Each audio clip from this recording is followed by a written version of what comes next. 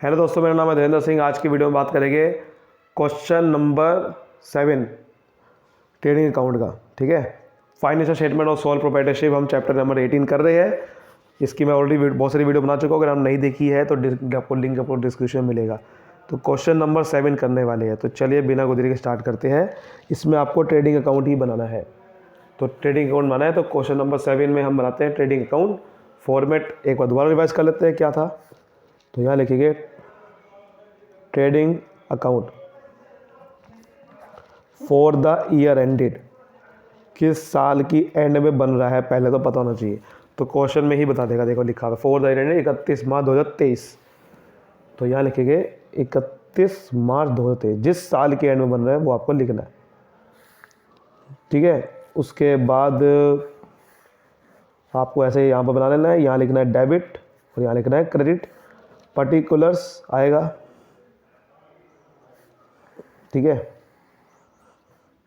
Amount आएगी, फिर आपके सामने दोबारा से आपका आएगा पर्टिकुलर्स और अमाउंट आएगी। क्लियर होगी बात? ऐसे चीज आएगी। अब देखते क्या क्या लिखा हुआ है। देखो यहाँ पर सबसे पहले ले रखा है एडजस्टेड परचेजेस दे रखा है। अब देखो एडजस्टेड परचेजेस होता है, इसमें से मतलब ओपनिंग स्टॉक प्लस जो कॉस्ट ऑफ गुड्स और निकालते थे, ये देखो नीचे बता भी रखा है opening stock plus net purchases minus closing stock. इसके अंदर होता है एडजस्टेड परचेज से बोलते हैं। यानी कि एडजस्टेड परचेज में क्या होता है, ऑलरेडी क्लोजिंग स्टॉक एडजस्ट हो रखा है। इसमें ओपनिंग स्टॉक भी है, इसमें नेट परचेजेस भी है और क्लोजिंग स्टॉक माइनस हो रखा है, जो हमें कुछ भी करने की जरूरत नहीं होती। तो इसमें आपको सिंपल, आपको पहले वैसे ट्रेडिंग अकाउंट स्टार्ट कैसे होता था, टू ओपनिंग स्टॉक अकाउंट पहले लिखते थे, टू परचेज लिखते थे। लेकिन हम क्या करेंगे, और यहाँ पर क्लोजिंग स्टॉक लिखते थे। इस बार हमें सिर्फ यहाँ लिखना है टू एडजस्टेड परचेजेज अकाउंट। तो कई बार क्वेश्चन में एडजस्टेड परचेजेज होगा तो इसमें आपको बहुत आसानी हो जाएगी। इसमें आपका ओपनिंग स्टॉक भी है, नेट परचेजेज भी है और क्लोजिंग स्टॉक ऑलरेडी माइनस हो रखा है, जो कि हम यहाँ लिखते हैं। तो ये आपके लिए आसानी होगी। अब हमारे लिए क्वेश्चन में सिर्फ आपको पहले देखना है खर्चे, हमारे ट्रेडिंग अकाउंट के खर्चे कौन कौन से हैं। याद करो दोबारा से, जो भी प्रोडक्शन के खर्चे होंगे वो आएंगे, और जो खरीदते हुए खर्चे होंगे, सामान खरीदते हुए खर्चे होंगे वो आएंगे। तो देखो लिखा हुआ है ये फ्रेट और कैरेज इनवर्ड्स। फ्रेट देते हैं जब हम कोई माल मंगा रहे होते हैं, तो वही चीज़ हो गया ना, खरीदते हुए खर्चा हो गया, ये आएगा। कैरेज इनवर्ड क्या होता है, जब खरीदते हुए कोई माल आपके पास आ रहा होता है, डिलीवरी हो रही होती है, तो आपको रिक्शे का किराया दे रहे हो, ये भी खरीदते हुए है। तो फ्रेट और कैरेज आपका ट्रेडिंग अकाउंट में 3600 रुपये, इसका मतलब आएगा, डेफिनेटली बात है। तो यहाँ लिखेंगे टू फ्रेट एंड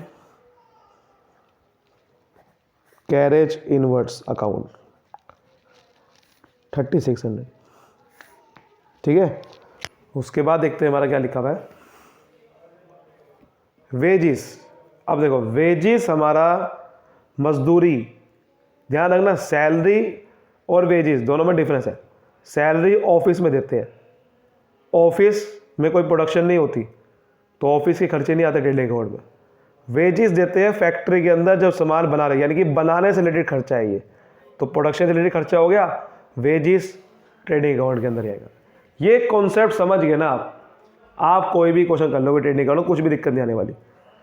इस चीज़ को मैं जो आपको बता रहा हूँ बस इसके ध्यान रखना है। यानी कि प्रोडक्ट, क्योंकि लोगों को यही दिक्कत आती है, प्रोडक्शन और परचेज ये वाले इससे रिलेटेड जो भी खर्चे होंगे उसको डायरेक्ट एक्सपेंस बोलते हैं, वो ही सिर्फ ट्रेडिंग अकाउंट के अंदर आते हैं, उसके अलावा कोई खर्चा नहीं आने वाला। ठीक है, ये इस चीज़ का ध्यान रखो तो कोई दिक्कत नहीं आएगी। तो यहाँ पर लिखिए टू वेजेस अकाउंट 6000 से। आपको अगला ये भी दे रखा था कैरेज आउटवर्ड्स। अब कैरेज आउटवर्ड का मतलब भी क्या होता है, जब सामान बिक गया, यानी कि सामान मेरे हाथ से चला गया, तब मैं कोई कार्टेज का खर्चा, कार्टेज कह दो कैरेज कह दो, तब मैं कोई खर्चा करूँ। यानी कि तब मैं किसी के सामान पास जा रहा है, किसको मैंने सामान बेचा है, उसका खर्चा मैं दे रहा हूँ रिक्शे का। तो ये बिकने के बाद वाला खर्चा है, ये नहीं आता ट्रेडिंग अकाउंट में। मैंने क्या बताया था, प्रोडक्शन या परचेज वाला। तो ये बिकने के बाद वाला खर्चा कभी नहीं आएगा, बिकने से पहले वाला खर्चे सारे आएंगे। तो कैरेज आउटवर्ड यहाँ नहीं आएगा, समझ गए ना बात को। क्लोजिंग स्टॉक ऑलरेडी इसके अंदर माइनस हो रखा है, क्योंकि एडजस्टेड परचेज में ये क्लोजिंग स्टॉक माइनस हो चुका होता है। तो 50,400 रुपये आपको दोबारा नहीं लिखना यहाँ पर, इस बात को ध्यान रख लेना, क्योंकि इसमें ऑलरेडी माइनस हो रखा है तो दोबारा थोड़ी माइनस करोगे, ठीक है। हाँ, सेल्स कहीं ना कहीं गिवन होगा, वो लिखना पड़ेगा, लेकिन सेल्स आपको क्वेश्चन में गिवन है ही नहीं, ठीक है। क्वेश्चन में सेल ही गिवन नहीं है, बताओ क्या करें। क्वेश्चन में आपको सेल्स गिवन, बिल्कुल गिवन है। कहाँ गिवन है? 7,40,000 रुपये गिवन है। चलो कोई अच्छी बात है फिर। तो यहाँ लिखते हैं बाय सेल्स अकाउंट। देखो क्वेश्चन में ऑलरेडी आपको सामने कोई सेल रिटर्न नहीं दे रखी थी, तो आपको कोई इनर कॉलम में लिखने की जरूरत नहीं, सीधा बाहर लिखो 7,40,000। इनर कॉलम में तब लिखना है जब कोई सेल रिटर्न हो, बस हो गया। अब देखो बड़ी साइड टोटल कर लो, पहले बड़ी साइड यही आ रही है। बड़ी साइड हमेशा ज़्यादातर क्रेडिट साइड ही आएगी, ज़्यादातर, जो ही नहीं हर बार आएगी। 7,40,000 यहाँ भी आना चाहिए। इसको इसमें से माइनस करेंगे तो आपका आएगा ग्रॉस प्रॉफिट। तो यहाँ लिखेंगे to gross profit, carried down लिखेंगे क्योंकि इसको अगले अकाउंट में ट्रांसफ़र करना पड़ता है, प्रॉफिट एंड लॉस अकाउंट में। तो यहाँ को देखो 6 लाख पहले 60,000 का माइनस कर दो, ठीक है। ये कितना आ जाएगा? 6,60,000 का माइनस कर दोगे तो कितना आ जाएगा? 84,000। उसमें 6,000 माइनस कर दो, 78,000। उसमें मतलब आ गया 74,400। सो उम्मीद करता हूँ बहुत ही अच्छे से आपको समझ में आया होगा ये क्वेश्चन, ठीक है। इसी तरीके से और भी वीडियोस आपके सामने आती रहेगी। अगर आप चाहते हो कि मैं इससे रिलेटेड कोई और भी वीडियोस बनाऊँ आगे क्वेश्चंस की, तो आप मुझे कमेंट कर सकते हो, मैं आपके लिए और ज़रूर बनाऊँगा, ठीक है। तब तक के लिए मिलते हैं अगली वीडियो में। Thank you so much, all the best.